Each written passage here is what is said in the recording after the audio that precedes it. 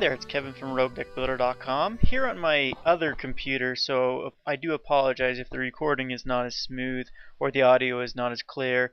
I haven't really fine-tuned this computer yet for recording purposes, but I am, however, uploading a bunch of videos right now on the other computer, so I thought I'd show this deck that I'm very excited to be playing, Boros Tokens.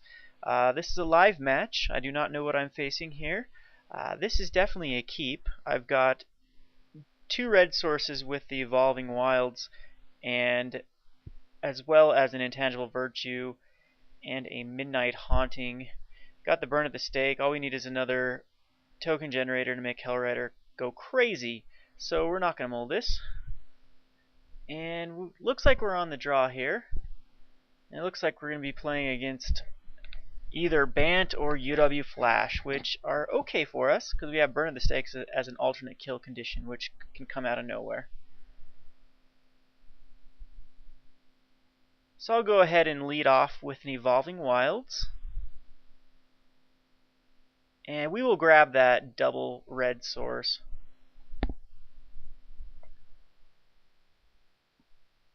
And it looks like we are playing Bant here. We could be playing like an Omniscience deck as well, but Bant is probably, yeah, most likely it's going to be just the traditional Bant with these two lands that we see. A lot of times the Omniscience decks, they don't use Sun Petal Groves, they just use all of the shock lands because they are usually around 4 or 5 colors. So we'll throw that and then we'll pass the turn back to him. Next turn we got either an Intangible Virtue or a Midnight Haunting. We'll decide and see what he plays here. Ooh, let's see here. It might be Dark Bant. I think we're playing against Dark Bant. So I'm not going to run a Intangible Virtue out to get countered. We are just going to go ahead and swing in here with the Goblins and end a turn. And if his turn, we'll Midnight Haunting. Still end a turn. Get a Midnight Haunting.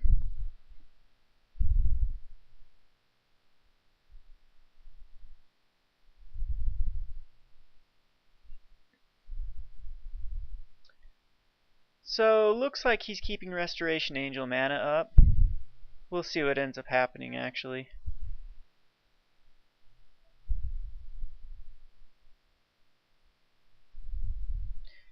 We will go ahead and check out this Midnight Haunting. See if it gets countered or not. And it doesn't. So he definitely has a, I'm gonna say he's got a Restoration Angel in hand. So I don't know if we run into Arresto. Would have really liked to see a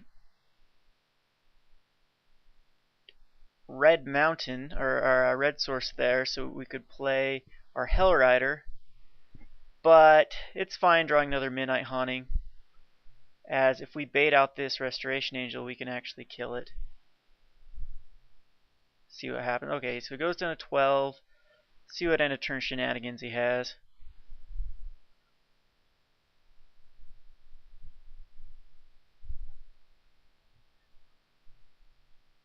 So maybe we are playing Omniscience here. No, it still looks like just Dark Bant. They call it Dark Bant. All it really has here is in the Valley Drown Yard. Sometimes they run a couple other things like Ultimate Prices. Alright, I think I do need to spend my mana here. We'll go ahead and Midnight Haunting again.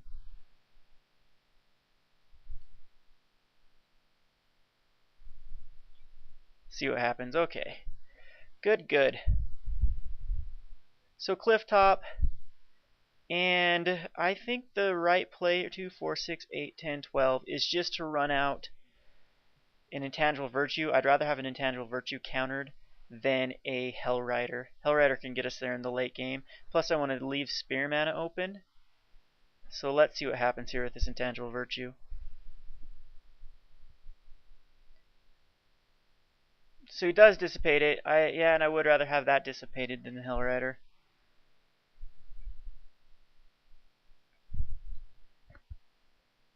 He's still on a pretty fast clock here. because he's taking 6. And we've got a spear at the end of turn for a Thragtusk. I don't know if we even care about it, or just we'll just play and smack his face and then kill him with the Hellrider if he plays a Thragtusk here. Because that'll put him up to 11. He'll take 1, 2, 3, 4, 5, 6. Yeah, he'll be dead. So I'm hoping a Thragtusk comes down. Ugh. So just go ahead, spear his face, and kill him with the Hellrider next turn. So who cares? We win.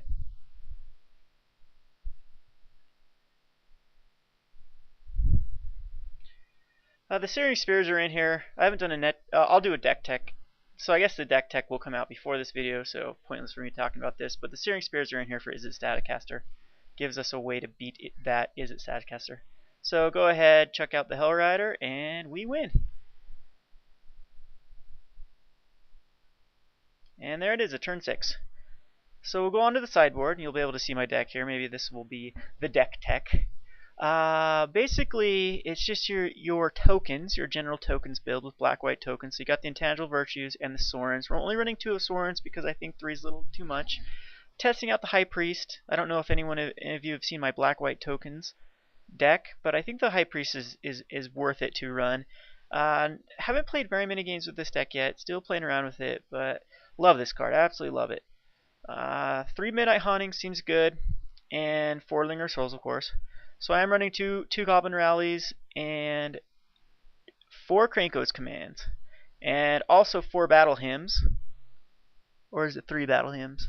Looks like 3 Battle Hymns. 1, 2, 3, 4. Okay, all 4 Battle Hymns, and then a 1 of Past in Flames, and a 1 of Reforge the Soul, and a 1 of Burn at the Stake. Because our secondary kill comes in with Burn of the Stake, Reforge the Soul, Faithless Looting kind of tech here.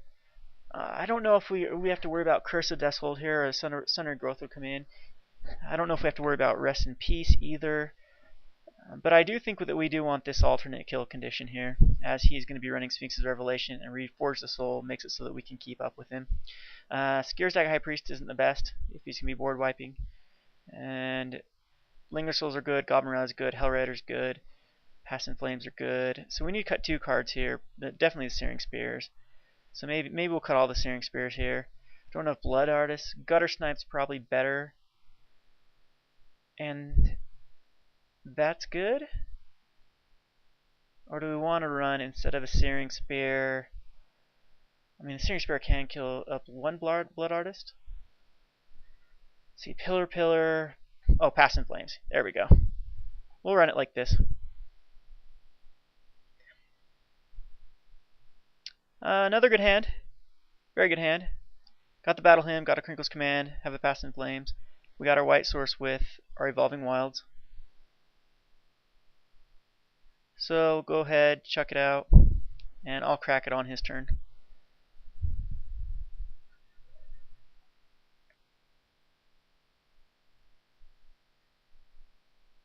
So Alchemist Refuge. So maybe it is Omniscience. Maybe we are playing against Omnidor here, because they do love to play that card. I don't know if Bant does play. Bant likes to play this card when they're playing Tameo, so they can flash Tameo in it in a turn.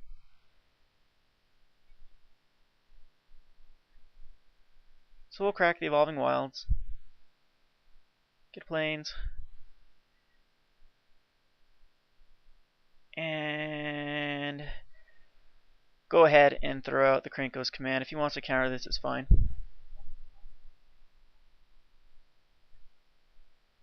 And he'll just think twice. Okie dokie. We're in good shape.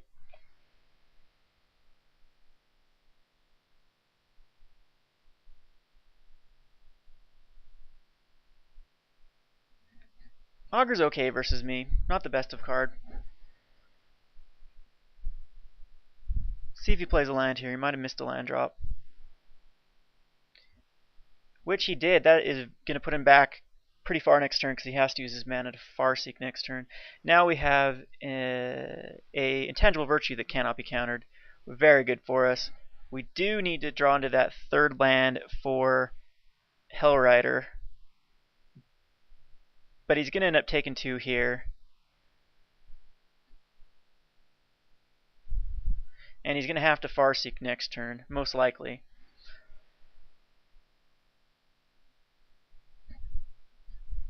So a miracle off the top, our second Reforged Soul would be awesome.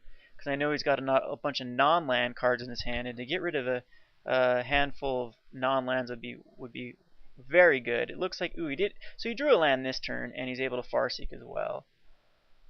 But if we hit a land, yeah, we're in very, very, very, very good position.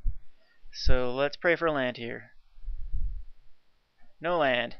But that does give us ability to battle him into a Hell Rider next turn.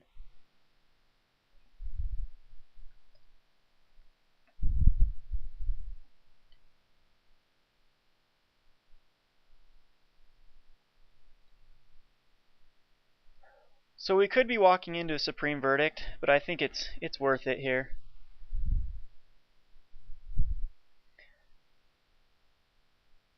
Because not quite a Terminus.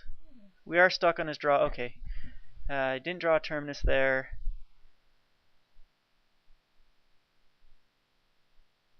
Let's see if the Supreme Verdict comes down. No, he misses another land drop. So I don't know what the right play here is. It's definitely battle him. Let's see, if I play Hell Rider, it's gonna get countered. Dissipate is definitely going to come out. He's gonna be taking 6 no matter what here, unless he has a Restoration Angel. If that was the case, then Hell Rider definitely would be the better play. But we're gonna battle him, see what happens. That adds 4, and we'll be able to pass in Flames for free and battle him again. Okay, a Dispel. Alright. I don't know why he cited those in. I don't have the most instances in the world. But it does work here, because I think if we would have been able to battle him, we could have gone crazy right there. We probably could have killed him with a... Not quite, because if we battle him, then pass in Flames and battle him, we could just Cranko there. So, alright, we draw at least a counterspell out of his hand. And now he can't Restoration Angel his Augur Bolas. He's going to be taking 6 here at least.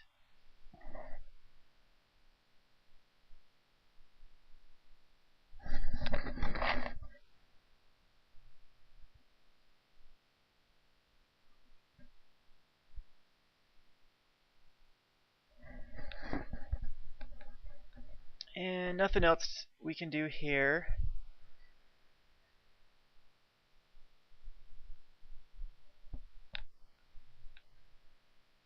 So, I mean, he's got to be spending some mana here. Otherwise, these tokens are just going to get there.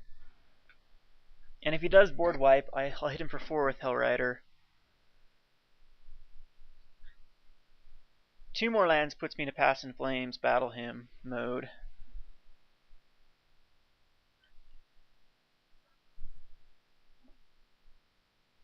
It's times like these I wish Goblin Electromancer was not blue. And I could cheat him into this deck somehow. Maybe with next format we'll be able to fit him in somehow. He's just such a great card.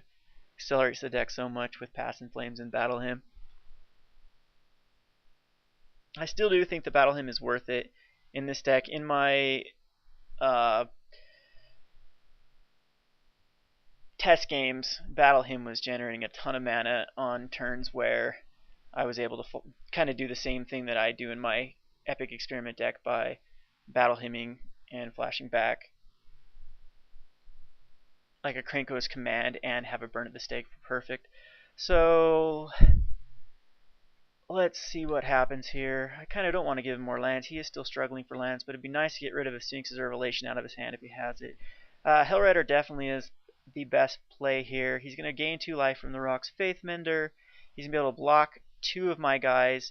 1 guy if he wants to kill one of them, but then take 4. He's going to have to block the Hell Rider, otherwise he's dead. So he's going to end up taking 4 total. 4, 5, 6, 7, 8 total, 9 total. So he might be at a 1 next turn if all goes well.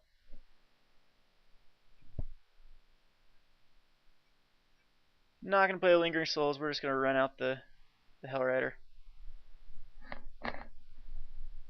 See how he handles this. So he's gonna take 5 no matter what. He's gonna gain 2, block, and take 6. Okay, cool. So he's going to take 5 right off the bat. Yeah, and take 6, so 11. So he does go to a 1, right?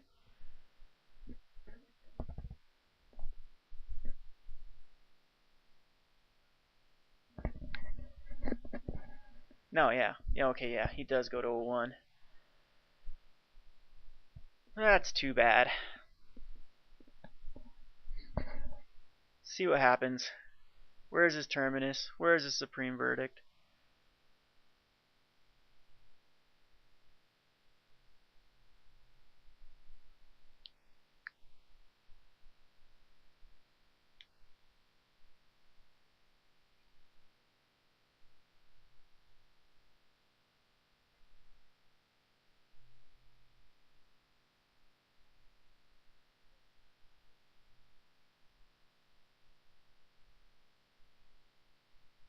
So if he attacks his Mender here, I know he's got a board wipe.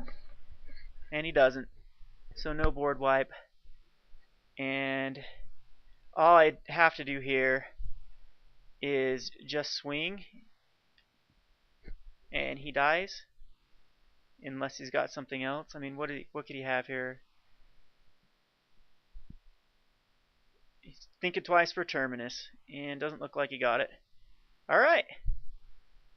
Cool. So that was the game. I don't know why there it is. There's the pack for the win. And this was match number 1. It was just a 2-man queue. This is Kevin from RogueDuckler.com. Thanks for watching.